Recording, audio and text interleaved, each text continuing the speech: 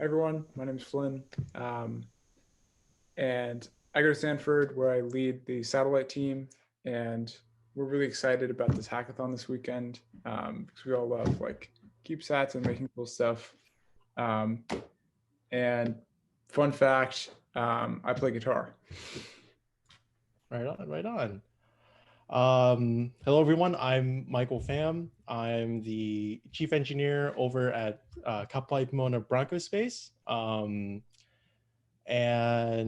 yeah, so Flynn and I actually were the two guys who originally founded the Blue Dot Consortium. I think it was over the summer. I don't remember how we met, but we were just like, wouldn't it be nice if uh us universities got together and like worked together on this? Because everything else that the universities do, it's always competitive, right? Like, oh, you go into a competition, who's got the fastest car, who's got the rocket that goes the highest. But CubeSat's not really. So here we are, hosting our first major series of events. um yeah. Awesome. So today we'll just be going over first, real quick, like what is the Blue Dot Consortium, so everyone like is on the same page.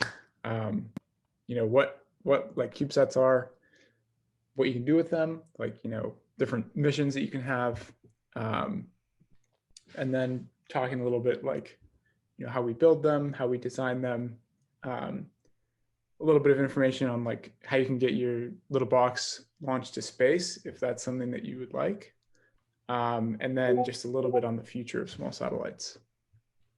Yeah.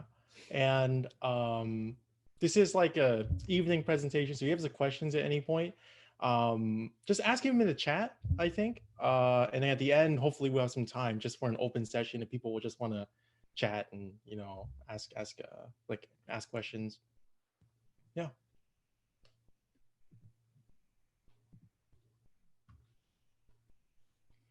All right. So Blue Dot Consortium started out as these six universities here: Stanford, Kapalai Pomona, UCSC, Cal, Davis, and UCLA. All of our student groups kind of got together and decided, hey, let's work together on these CubeSats. And I think our first meeting was like in August or something.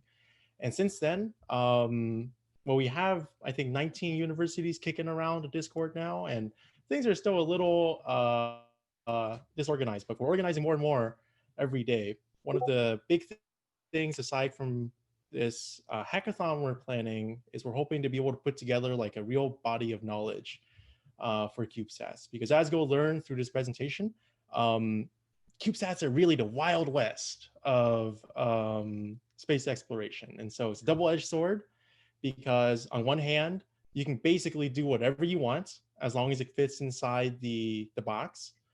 But uh, it's also really difficult to figure out what should you actually do, because there's so little like just body of knowledge out there for it. Um, yeah, Flynn, you want to add anything? Yeah, I mean, I think like one of our eventual goals is to have like a Blue Dot CubeSat, that we all sort of collaborate on, or something that like is like a base design that people can use to seed their designs. Um, so I mean, yeah, let's just dive right in with what CubeSats actually are. So um, CubeSat is pretty much just like a little box in space, that has like some little computers in it and some solar panels and a radio, and it beep boops around the Earth in orbit. And as these computers have getting smaller and smaller, we've been able to cram more and more functionality into smaller spaces. So in like early 2000s, 1999 or something, a couple of folks from Cal Poly SLO and the Stanford Space Development Lab decided that they would make like this super small box, and use that as a satellite. Yeah, I think just last year, or perhaps a couple, like maybe 1 or 2 years ago, we passed 1,000 CubeSat missions flown. So the industry is definitely growing very rapidly.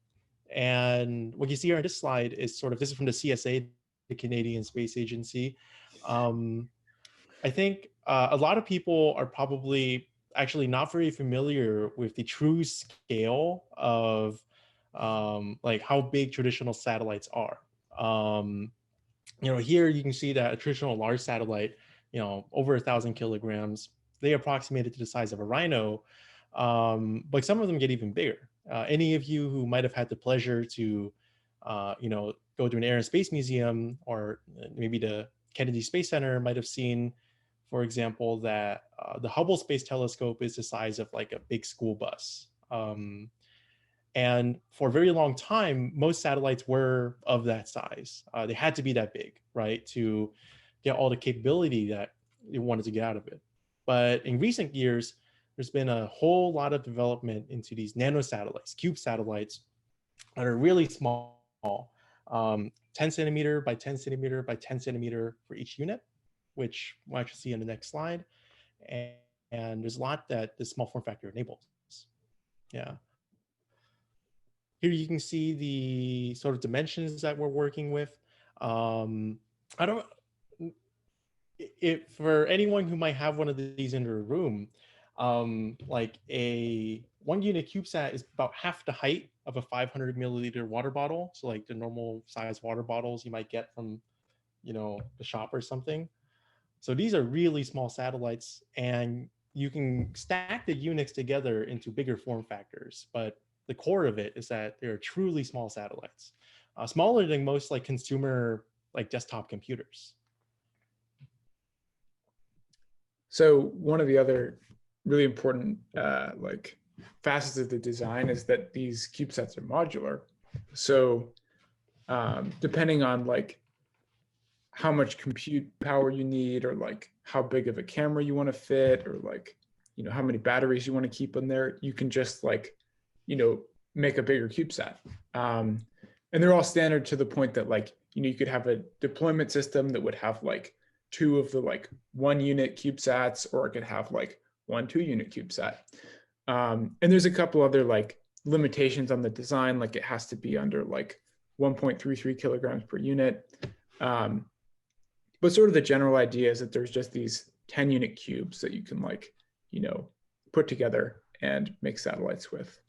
So now we're going to dive into some of the mission types that you can have for your CubeSat.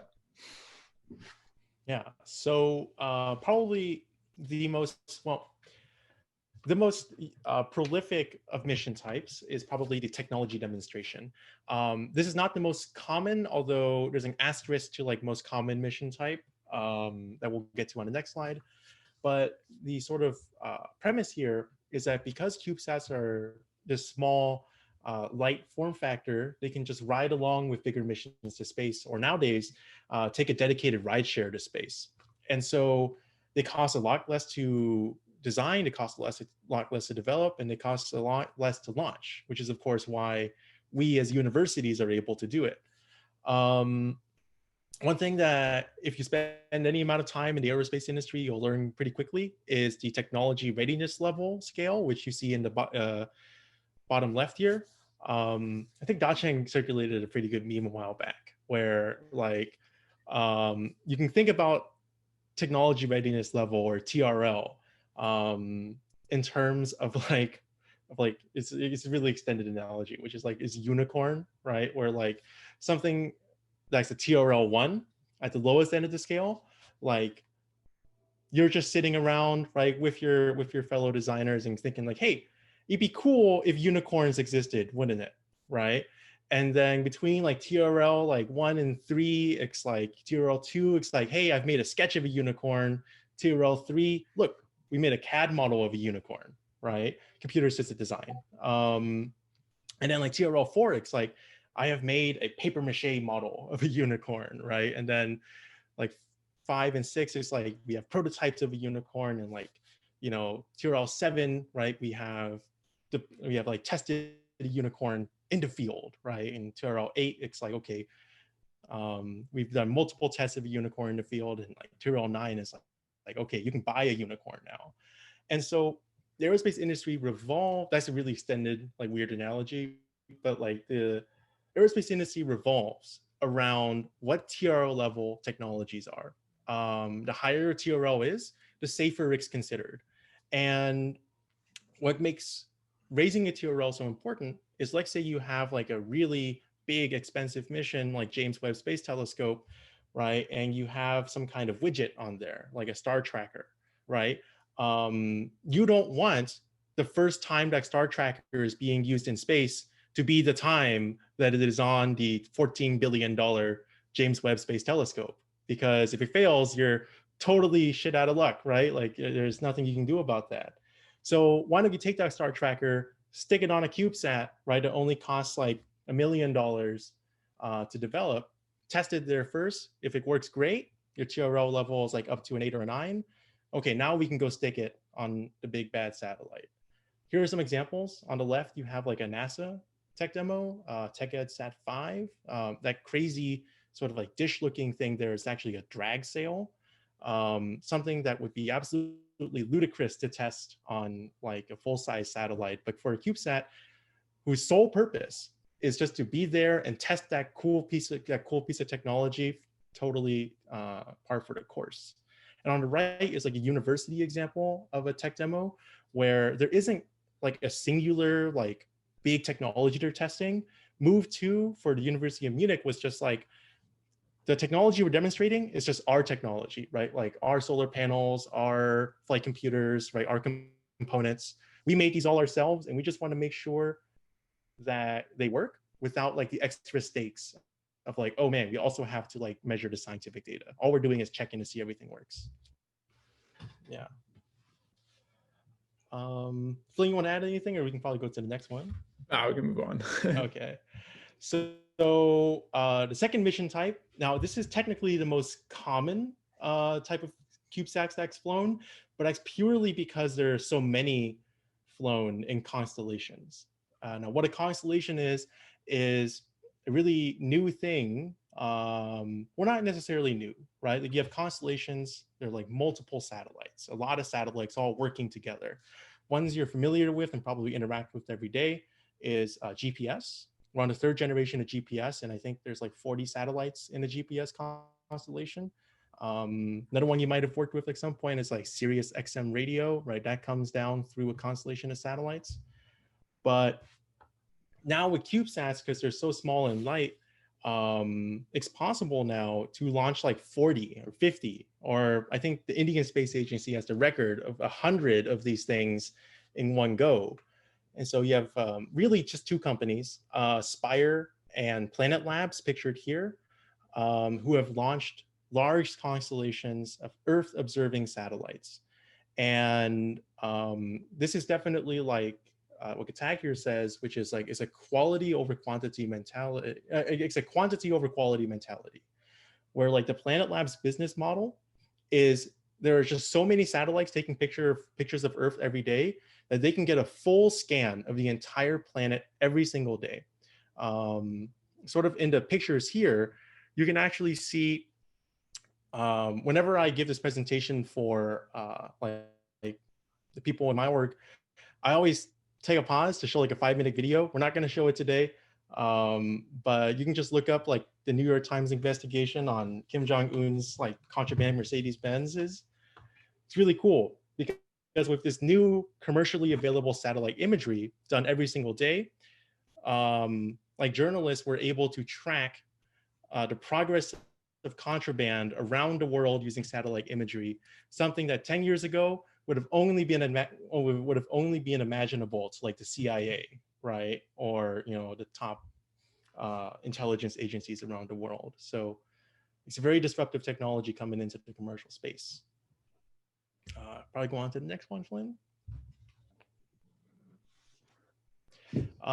Scientific research is definitely the sort of coolest thing that CubeSats can do.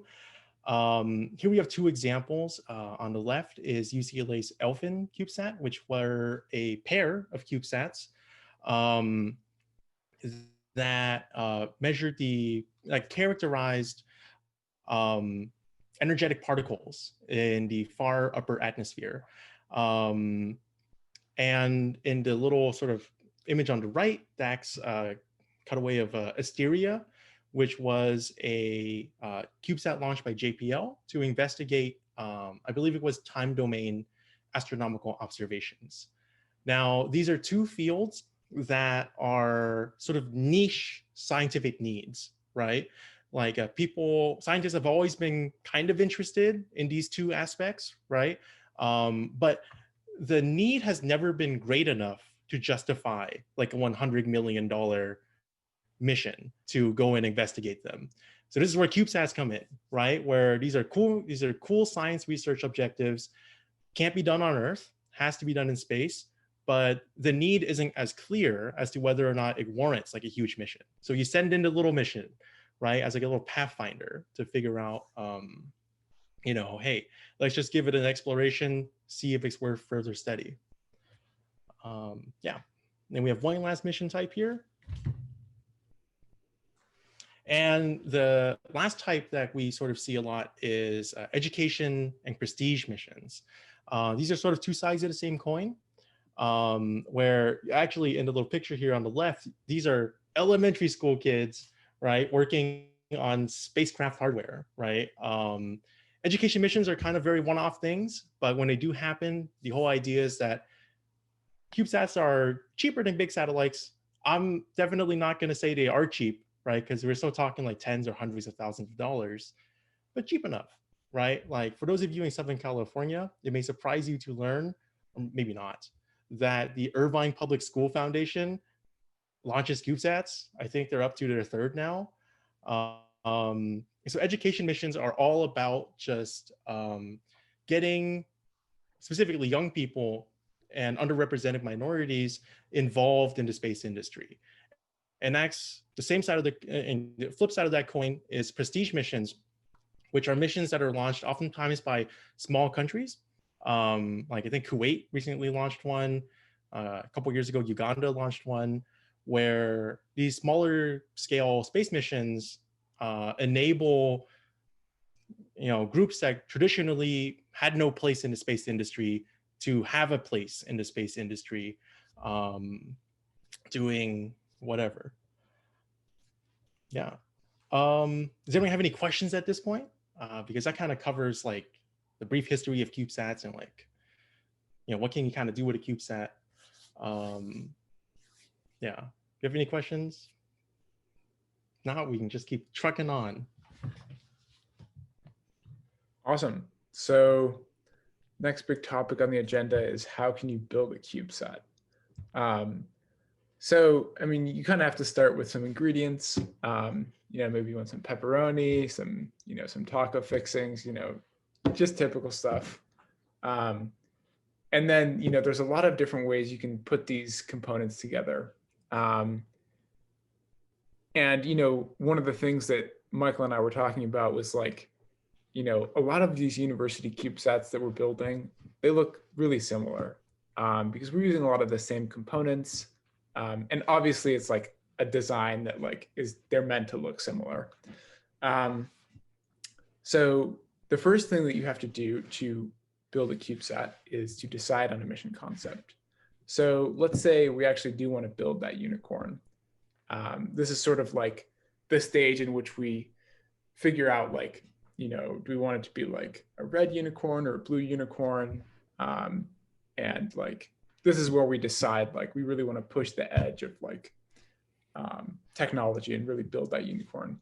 So there's a couple of like resources you can use. This nanosats database is really like pretty helpful because it has a list of like 1,000 CubeSats that have flown, or all of the CubeSats that have flown are tracked pretty closely in this database. And then also the Discord server that everyone's on is a pretty great place to get ideas. We're just like tossing them back and forth.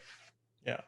And I'll chime in to say that it's really important as a developer to decide early and commit to an idea.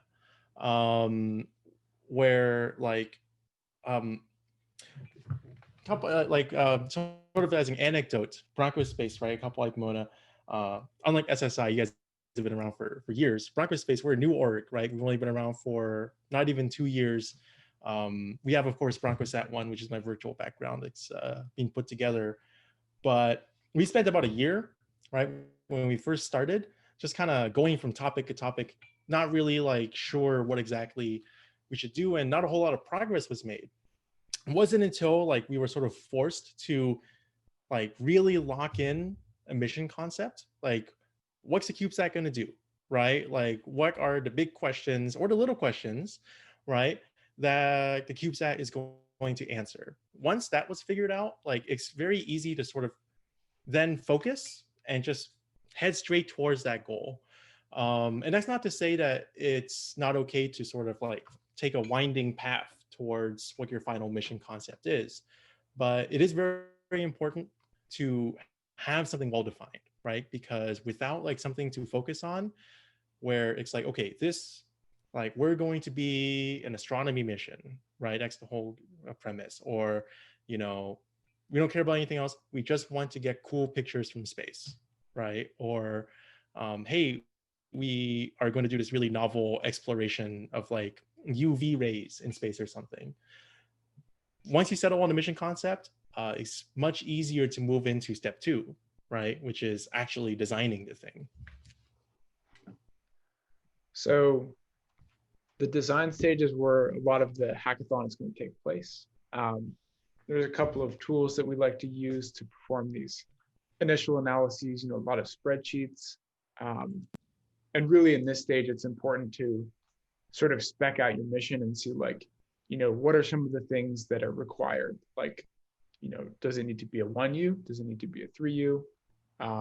You know, what sort of orientation control you need? Does it need propulsion? How much solar power does it need? Does it need a really big computer? Does it need a lot of computers? You know, how long is your mission going to last? This is where you start developing like a plan for like, you know, when you want to launch it and like, you know, a timeline, you know, how you're going to operate the thing, who's going to talk to it, that sort of thing. Yeah. And, you know, I do want to make sure like I'm kind of hammering it, but like everything we just discussed has to thread back towards like, what is the mission actually doing, right? Because you're not going to know how much power you're going to need on the satellite until you know like, oh, you know, the satellite's going to be doing some heavy duty computing in order to, you know, capture this data. So it's going to need like 10 watts of power, right, to power the flight computer, that kind of deal. It's very important, right, to have sort of like single design thread. And then when you get into the design, like what we're kind of looking at here, like the scope of like this week and then going into the hackathon this weekend, we're not looking for like, you know, a critical design review, right? Where it's like, awesome, we're going to grab it and then go build it tomorrow. Really what we're looking at is we just want to get the ideas flowing, right? Have people experience trying to put together like end to end what can go into a CubeSat. We're calling it like the minimum viable CubeSat, just to have a baseline.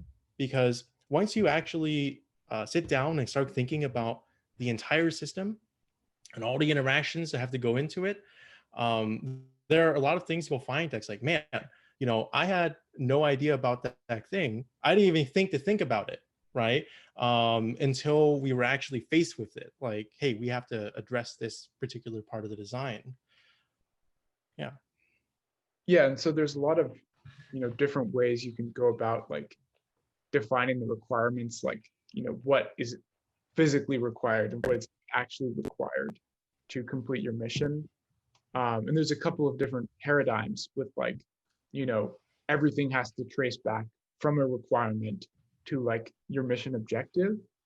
But depending on the size of your operation, like if you're Planet Labs, you can afford to be a little bit more iterative and say like, oh, we want to like try this and then like make our images a little bit better if it works. If you're like a university, like you can also be a little bit more iterative because like, you know, you don't have paying customers, right? Nobody's going to be mad if the thing breaks. You're just going to be sad. So the next step, Michael, do you want to tell us a little bit about these charts and graphs? Yeah. So this is sort of the part where like you do have to rein in the expectations kind of from the beginning, right? Like Flynn said, the great thing about CubeSats is that no one's going to be mad if it fails, right? Like you're not going to get a call from the president asking you like, what the fuck happened, right? If a CubeSat failed, but you are going to be sad if it fails. And what ends up happening is that right now in the community, this is data captured from the Kyushu Institute of Technology. And because right now CubeSats are very much like the wild west of developing, what can oftentimes happen is it's sort of difficult to get the missions off the ground in the first place. And what you see is also that a lot of times what will happen at universities especially is that if the first mission doesn't make it, there will be no missions following it. That's what you see sort of in like that pie chart in like the bottom there, right? Where there are hundreds of people that have flown one-time missions, a couple that have flown two-time missions, but it's a logarithmic graph, right? Like very few have done more than two. And basically no one has done more than four. And what we really want to sort of hone in on with like what we're doing with Blue Dot, right? Why we're hosting an event like this and why we are trying to build this body of knowledge is because, you know, we want to be able to have a community that supports not just like our own selfish desires to have our organization succeed, but the community as a whole, right? To have sort of like a guiding body of knowledge to get these success numbers up, right? And get more people involved in space, get more successful missions out the door. This is kind of going into the weeds, but one of the things you see here that's really stark is that 72%, right, of university missions take more than 2 years. And as the trend is that the longer it takes, the more likely it is to fail. There's a big reason for that. If you're new to your organizations, you might have encountered it already, where like 2 years is generally like the tenure, right? People start their project when they're like a sophomore or junior. They're out of there as soon as they graduate. And all the knowledge just goes boom, right? There's no more institutional knowledge. And if the mission's not done, right? Well, I guess it's going to fail. So that's kind of why we're trying to set this up where we want to have a design that can get over that initial baseline, right? Like all of the stuff that's pretty much the same on our satellites, the same batteries, the same flight computers, right? The same whatever. So people can eventually just go and focus on exactly what is the unique thing they're adding. When you want a home computer, you can buy all the parts yourself, right? Put it together yourself, but you don't have to, right? You don't have to design your own motherboard, right? When you go and you want a new gaming computer. But that's the case with the CubeSat community right now, where it's like, unless you have a whole lot of money, which unfortunately as students we don't, have fun spending 3 years designing a flight computer from the ground up. So real quick, I wanted to chime in and mention that we are seeing a big increase in the number of satellites in orbit, especially with SpaceX developing Starship. Launch costs are probably going to decrease pretty rapidly. It's pretty clear, at least to me, I think, that we're reaching sort of an inflection point in these small satellites. So we will see a lot more groups having at least one mission launched, if not a couple more, and a lot more groups will become more prolific in terms of rapidly iterating and launching CubeSats. So that just makes it even more important that we pass this knowledge down, so we can really like hone our designs and make sure that we're building stuff that's not space junk. Yeah. So you want to say something? Oh yeah, I was just gonna say, like, as the last thing, like I think when like the night that we decided to start the Blue Dot Consortium, I think one of us said, like, it's really frustrating. We keep reinventing the wheel, right? Because that's something that happens a lot, with university CubeSat groups, which is they're starting from the bottom and they're reinventing the wheel, right? Because they can't afford to go buy a wheel, right? They got to make their own wheel. And that is something that we're trying to, hopefully build a community to stop. So next, and the most important final step is to actually build the thing. We've sort of compressed a lot of steps into one because, once you build the first, thing, like, because you're moving so fast, the chances are like it's not going to work immediately. There's going to be a bunch of stuff that's broken.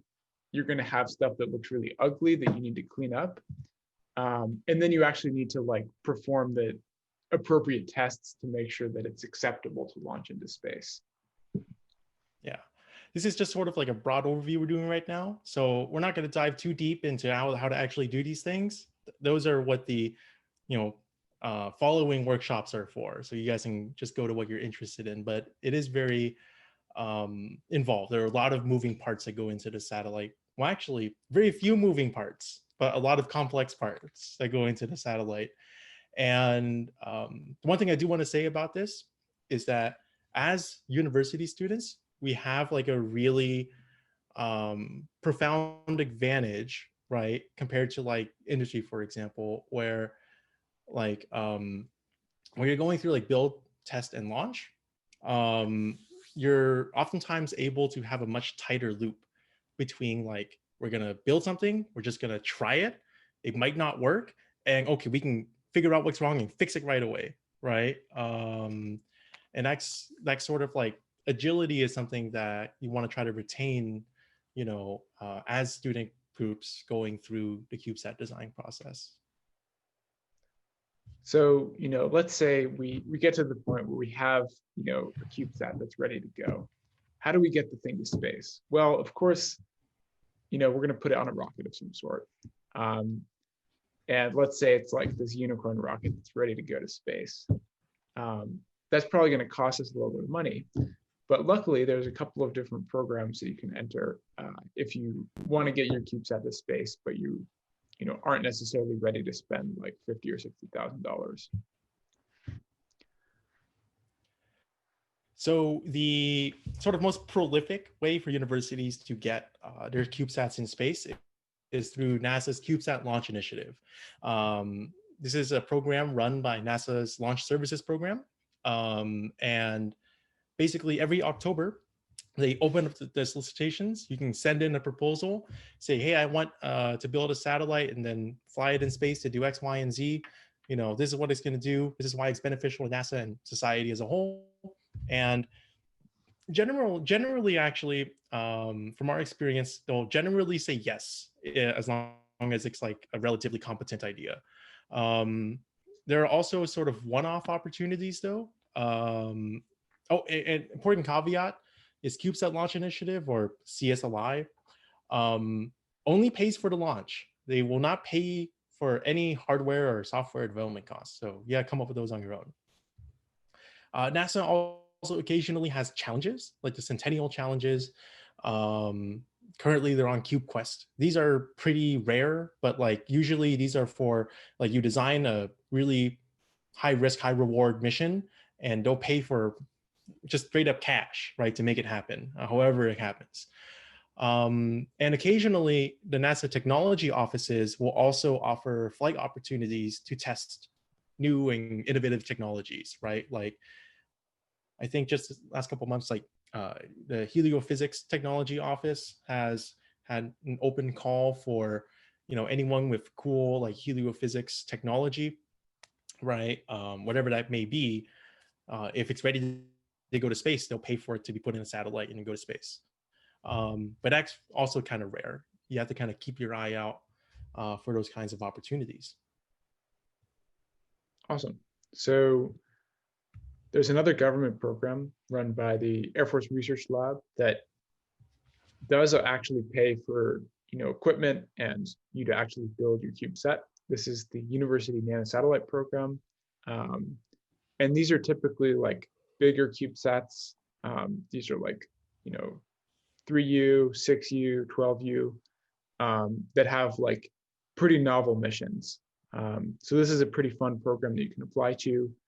I think that the next announcement is going to be this summer, so keep your eye on that if you're interested in participating.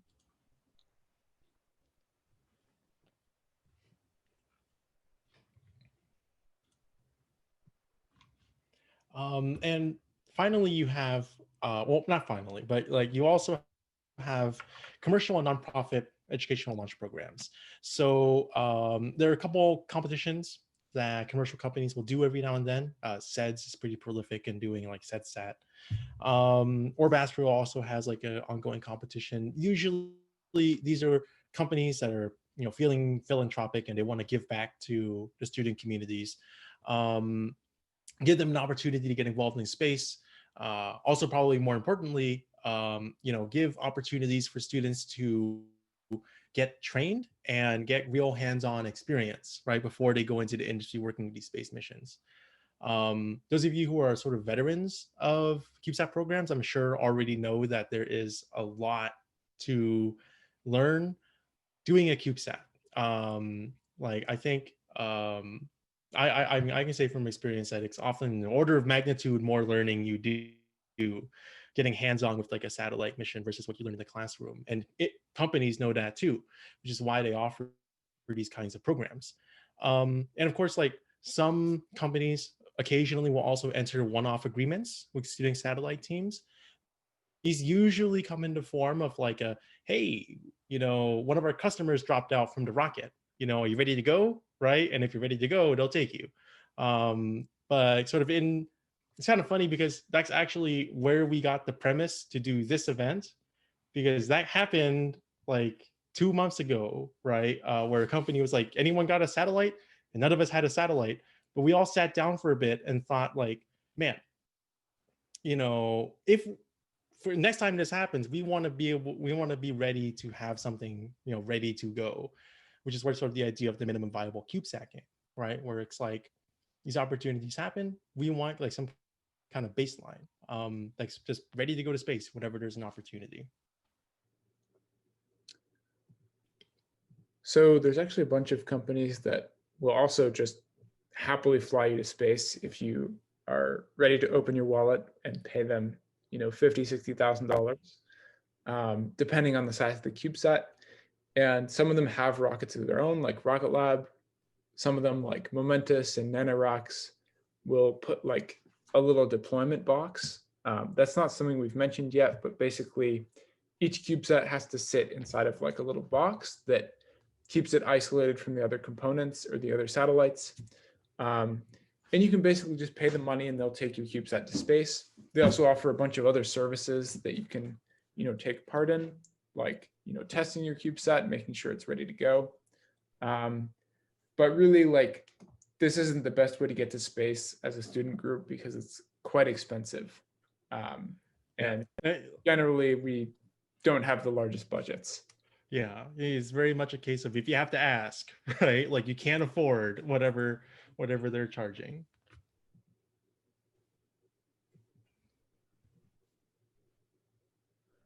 This is just a relevant XKCD, of course. You know, we're always thinking about new ways to get to space, and CubeSats kind of historically have been just tag along missions, right? Where it's like, you know, oh, you know, NASA is setting up a new, you know, like a new Earth sensing satellite, and oh yeah, they'll stick a couple CubeSat deployers on there just to kind of tag along with the extra mass. But like what Flynn was saying earlier, we're at a real inflection point in the industry where it is no longer uncommon for there to be dedicated rideshare launches to space. And when I say rideshare, it's the analogy that I've used before is that traditional launch to space, right, is kind of like calling a taxi or calling Uber, where you pay big money to get the entire satellite, to get the entire rocket, takes you exactly where you want to go.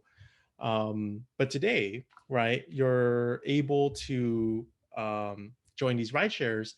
It's more like getting on a bus, right? Where it doesn't take you exactly where you want to go, but it gets you in the neighborhoode. And oftentimes just getting to space at all is good enough for us. So that's sort of where we're coming at with this. And something we actually forgot to put in the slides. It's actually very common for CubeSats to be launched from the space station as well, right? The CubeSats gets bundled up with the cargo missions, and then they get shot out. Actually, the picture right at the beginning was a pair of CubeSats getting launched from the space station. If you're lucky and you go with nanoracks, they'll put you in a deployer. But there are also videos you can find on the internet of cosmonauts literally just chucking the satellites into space. It's actually kind of funny. Yeah. Awesome. There's also a bunch of like small rocket companies that are making like very, very experimental rockets that pretty much their sole purpose is to launch small satellites into space. They're not capable of launching these big rhinoceros satellites. They can only launch the little DuckSats. So we'll see where they go. But you could find your CubeSat in one of these aerospike engines or one of these like water propelled rockets, something like that. So the future of CubeSats is, pretty exciting. Technology is considerably getting, just better and better. These computers are getting smaller and smaller. There's also a new standard, the Pocket Cube, that's 5 centimeters a side. And, some of the things that you could do like 10 years ago with a CubeSat, now you can do that with a Pocket Cube. People are even launching and flying these little ChipSats, which are just, a circuit board that has some solar panels on it and maybe like an antenna. There's a proposal to fly some of these to Alpha Centauri with like a massive laser. Can we accelerate them with these little like solar sails to like 5 or 10% of the speed of light? And people are just, getting even more creative with their use of CubeSats and, having them fly in swarms and, building big constellations like Planet. So there's a bunch of really fun stuff out there. And I'm excited to see what you guys can dream up. Yeah, I'll definitely say that like the people who are like here in the call right now and people who will join us throughout the weekend, like the future is really sort of in our hands, right? To go with the CubeSats as we please. What the CubeSat has done for the industry is it's massively lowered the bar to entry. So you no longer have to be a government agency, right, with 20 different review boards and sort of designed by committee to decide on what your space mission is going to do. Now as like a somewhat scrappy student group at a university, you put together a good idea, find a little bit of money, eat a lot of pizza, and lose a lot of sleep. You have a cool idea for a mission. Someone's probably going to be down to send it to space for you. And it's tough to draw a parallel to this than anything else. I personally draw a parallel to like the introduction of like the personal computer, right, into the computer industry, where sure, CubeSats aren't cheap enough to where like individual consumers can buy computers or CubeSats, but it's reached a point where anyone with like a good idea and a good team, right, can actually pull off a mission by themselves. And that's kind of what we're all here for. So I think that about wraps up the slide deck, which leaves us about 10 minutes to just kind of chat. We're open to questions, or if you guys just want to chat. I know Joseph's gonna get started in about 6 p.m. Pacific. So yeah, just ask in the chat, or if you want to just unmute and ask us, fire away.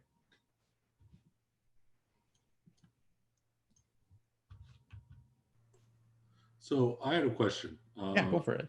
My name's Ed. I'm from UNLV, and we've got a RebelSat program. We did a CLSI proposal this December, so now we're trying to get a lot of the fundamental design and engineering completed over the spring semester.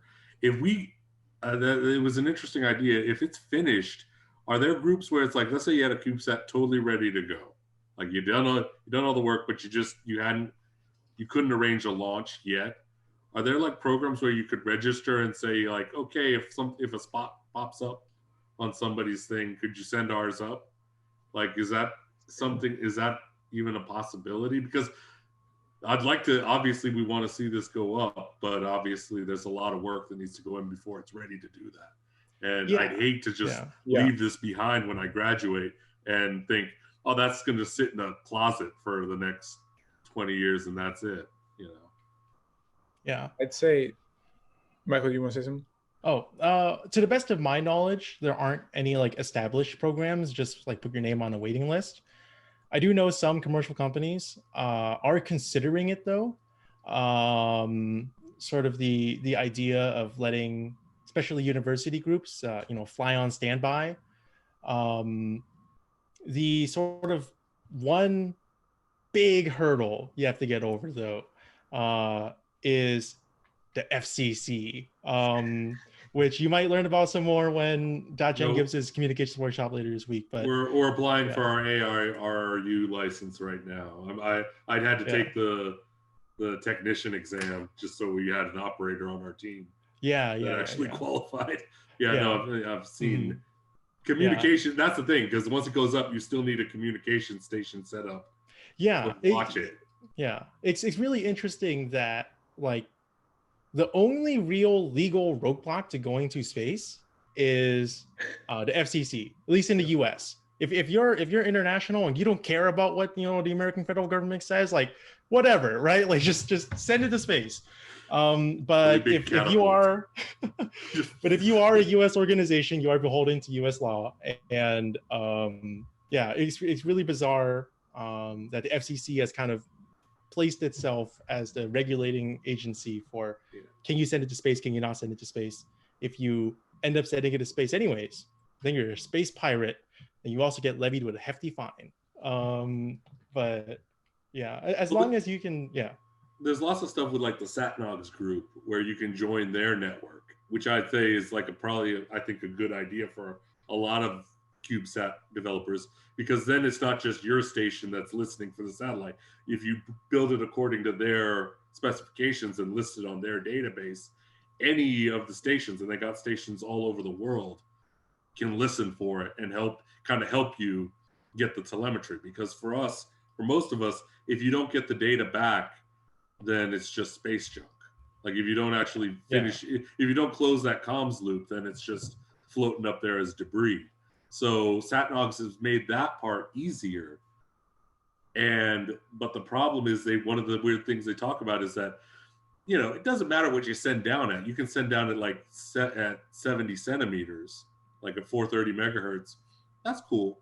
But sending up, you probably want to make sure you're not sending on a channel that's got a lot of stuff on it, because you're going to have to get through there and make sure your satellite sends your uplink commands.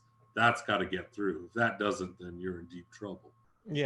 So we're working with the coordination of the committee right now, and it is tricky, but it's also good because they give you a lot of room to think about how exactly you want to design your data packets and other things to get the information in correctly.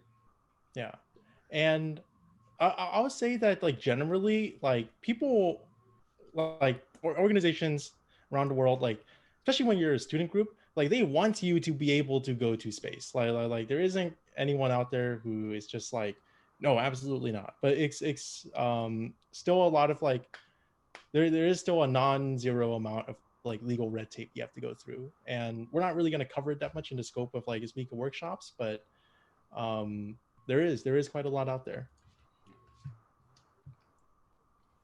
I would say, we did a quick like design study. Remember Michael mentioned that we had, an opportunity company was like, hey, like we might have a spot for satellite. We did a quick like design study, quick trade study to see like, can we get this thing built in like a month and a half? And sort of the answer that we came to was that the FCC licensing was one of the biggest blockers in terms of just the time that would need. we thought it would take like a couple months, that would be a little bit too long. But there is like a special like exemption that you can get that will let you have like a temporary license. It's special temporary authority. The weird thing is like if you want to be amateur, you gotta be making no money off of it. And the other, but our particular design, we're trying out a technology. We're trying to get that TRL up for a certain type of design, and so it doesn't qualify. It's got to be we need the experimental license. And if it was just like pinging, like it was just up there pinging away, we'd be fine. But we got to be able to send it commands, and so that's why the FCC thing is like we have to get it. We have no choice. Any other questions anyone wants to field? There's only about 7 minutes left before we have to give up this time slot, and hopefully some of you guys will decide to shuffle over to listen to Joseph talk about the CubeSat structures.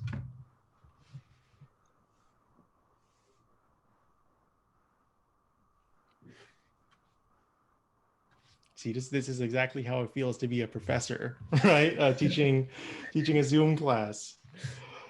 I want to say thank you guys for putting this on. I appreciate it because I know it's a lot of work, and I think it's a good, like you said, it's a good exercise just because you don't know what you don't know, and you just there's a lot of stuff you need to practice and a lot of multidisciplinary things. Like I'm computer science, but I did my undergrad in electrical, and and still when you talk about electromagnetics and the systems and structure and mission planning and concept of operation, you can there's lots of things, and you just kind of practicing it. You can't get enough practice at this stage, I feel.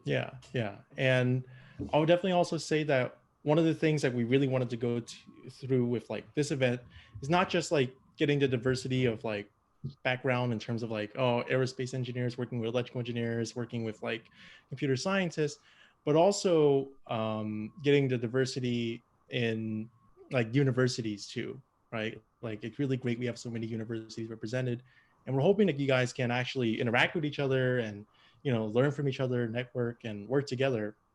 I'll close, I guess, on this sort of anecdote, which is a pretty classic one, where a question that gets asked sometimes in like behavioral science is, where do you keep your ketchup, right? Which might sound like a strange question to ask, but it's very indicative, because if you live in, say, a colder climate, right? Perhaps Canada or the UK, somewhere like that, you're likely to keep your ketchup in the pantry. A warmer climate, right? Florida, Texas, somewhere like that, you're likely to keep your ketchup in the fridge. And it's not the ketchup that's important, right? Because if you want ketchup, you're going for the ketchup. But it's what's next to the ketchup that is important. If it's in the pantry, right next to it, you have spices, right? You have, dry ingredients, things like that. In the fridge, right next to it, you might have like the mustard or the mayonnaise or some, cold meats or something. And so that's the value of having a diverse working group, like what we're trying to do with Blue Dot, where we're all from different backgrounds, right? And so when we are faced with a problem, we might all try to reach for the ketchup to solve it right away. But when that doesn't work, right, we want to have a diverse background so that the next thing we reach for, right, we're able to hopefully find a solution because people are reaching for different things. And that's really what this is all about. And I think that about wraps up our time slot. But if anyone wants to, get in touch throughout the week, feel free to DM me or Flynn or any of the organizers. Hopefully, chat with each other as well. We're going to have some social events that we'll announce through the Discord throughout the week.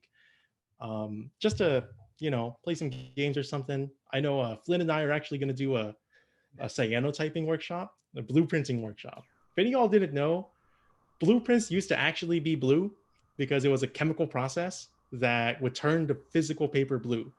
And we're actually going to do a little workshop, I think, on Saturday, on how to still do that, just for old time's sake. But yeah, I'd like to thank everyone again for coming in And I hope y'all learned a lot, and I hope we have a good time this week. Head over to Joseph's structures workshop. Take a little break. Definitely reach out on Discord if you have any questions.